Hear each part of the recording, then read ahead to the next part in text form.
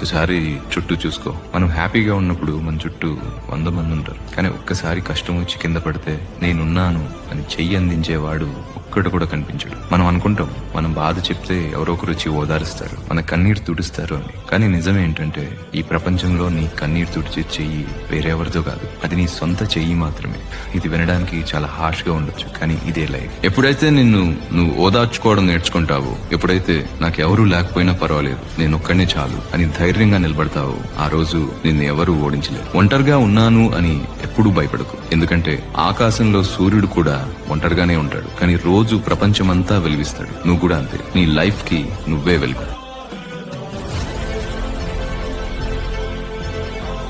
ఒక్కసారి చుట్టూ చూసుకో. మనం హ్యాపీగా ఉన్నప్పుడు మన చుట్టూ 100 మంది ఉంటారు. కానీ ఒక్కసారి కష్టం వచ్చి కింద పడితే నేనున్నాను అని చెయ్యి అందించేవాడు ఒక్కడు కూడా కనిపించడు. మనం అనుకుంటాం మనం బాధ చెప్తే ఎవరో ఒకరు వచ్చి ఓదారుస్తారు, మన కన్నీరు తుడుస్తారు అని. కానీ నిజమేంటంటే ఈ ప్రపంచంలో నీ కన్నీరు తుడిచే చెయ్యి వేరెవరిదో కాదు, అది నీ సొంత చెయ్యి మాత్రమే.